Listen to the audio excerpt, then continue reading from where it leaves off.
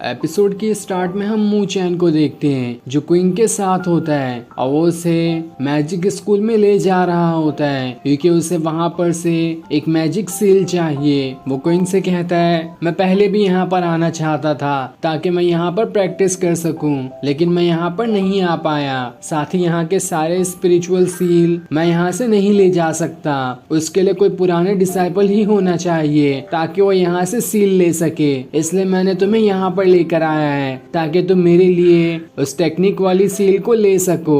जिसके बाद वो उसे एक टेक्निक वाली सील दिखाता है। ये देखकर क्वीन उससे कहती है तुम जानते भी हो कि ये कितनी खतरनाक टेक्निक है। इससे पहले भी 2 डिसाइपल सीखना चाहते थे लेकिन वो मरते मरते बचे, इसलिए मैं तुम्हें ये टेक्निक प्रैक्टिस करने नहीं दूंगी। जिस पर मू चैन कहता है उन दोनों डिसाइपल की पावर्स थोड़ी कम होगी इसलिए वो इस टेक्निक को सही से सीख नहीं पाए, लेकिन मुझे पूरी उम्मीद है कि जितनी इस टेक्निक को सीखने के लिए पावर्स लगती हैं वो मेरे पास है, तो इस वजह से मैं आसानी से वो टेक्निक सीख जाऊंगा और तुम्हें टेंशन लेने की भी जरूरत नहीं है। मैं चुपचाप से ही इसकी प्रैक्टिस करूंगा ताकि किसी को पता भी ना चले। तभी वहाँ पर मुबाई की गर्लफ्रेंड आ जाती है जो मू चैन से कहती है तुम परेशान लग रहे हो, क्या तुम्हें मेरी कोई मदद चाहिए? लेकिन वो कुछ कहता इससे पहले ही क्वीन उससे कहती है जो मदद चाहिए थी मैंने मू चैन की कर दी है, उसके लिए मैंने ये सील ले लिया है, इसलिए तुम यहाँ से जा सकती हो। ये सुनकर मुबाई की गर्लफ्रेंड वहाँ से चली जाती है। अब मू चैन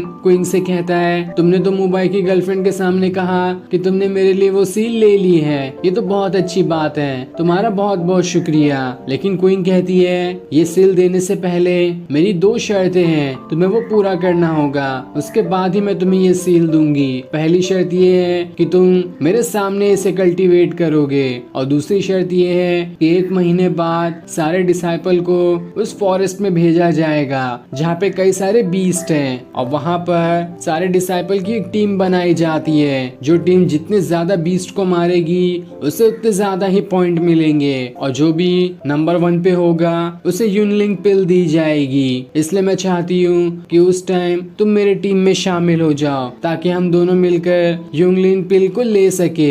जिस पर मू चैन कहता है तुम्हें टेंशन लेने की जरूरत नहीं है, मैं बिल्कुल तुम्हारे टीम में शामिल हो जाऊंगा और हम जरूर उस लिंगयून पिल को ले लेंगे। इसलिए क्वीन उसे वहाँ से एक जगह पर लेकर आती है जहाँ पर अच्छे से मू चैन उस सील वाली टेक्निक को प्रैक्टिस कर सकता है। और ये जगह ऐसी होती है कि यहाँ पर सिर्फ हेवनली स्टूडेंट ही आ सकते हैं। साथ ही यहाँ पर कल्टीवेशन करने से दूसरी जगह कल्टीवेशन करने से पहले यहाँ की कल्टीवेशन पूरी हो जाती है क्योंकि यहाँ का स्पिरिचुअल ऑरा बाकी जगह से ज्यादा पावरफुल है। और अगर मू चैन यहाँ पर उस खतरनाक टेक्निक को सीखेगा तो हो सकता है कि उसे उतनी ज्यादा मेहनत करने की भी जरूरत ना पड़े, और अगर वो टेक्निक आउट ऑफ कंट्रोल हो जाती है तो यहाँ का ऑरा मू चैन की बॉडी को संभालने में भी मदद करेगा। इसलिए क्वीन ने उसे यहाँ पर लेकर आया होता है। तब उसे देखकर वहाँ पे मौजूद पहले के डिसाइपल्स कह रहे होते हैं कि ये तो वही है जिसने यांग को हराया था, लेकिन ये तो किसी काम का नहीं है क्योंकि इसे स्पिरिचुअल लैंड से बाहर फेंक दिया गया था। लेकिन क्वीन कहती है तुम इन सभी की बातों का ध्यान मत दो,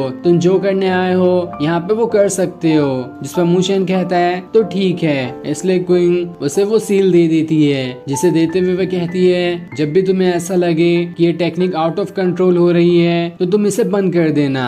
ये सुनकर मू चैन उसे हाँ में जवाब देता है और फिर उस सील वाली टेक्निक को कल्टीवेट करना शुरू कर देता है जहाँ उस सील के अंदर से बहुत ज्यादा फायर्स निकलना शुरू हो जाती है। और जैसे जैसे वो अपना कल्टीवेशन स्टार्ट करता है आसपास का सारा ऑरा उसके अंदर समाने लगता है और उसकी मदद से मू चैन अपने स्पिरिचुअल वर्ल्ड के अंदर पहुंच जाता है जहाँ पर वो उस टेक्निक को कल्टीवेट कर रहा था। लेकिन तभी आसपास का बहुत ज्यादा ऑरा मू चैन की बॉडी के अंदर समाने लगता है। ये देखकर सारे लोग एकदम हैरान हो जाते हैं कि आखिर ये मू चैन को हो क्या रहा है, इसके पास इतना ज्यादा ऑरा कैसे जा रहा है। साथ ही ये चीज देखकर क्वीन घबराई होती है, वो उसे छूने की कोशिश करती है लेकिन उसका हाथ वहाँ से दूर हट जाता है। क्वीन को ये डर लग रहा होता है कि कहीं मू चैन के साथ कुछ गड़बड़ ना हो रही हो क्योंकि ऑरा बहुत ज्यादा था, जिसे देखकर ऐसा लग रहा था कि मू चैन की बॉडी उस ऑरा को संभाल नहीं पा रही है। लेकिन मू चैन अब भी नहीं रुकता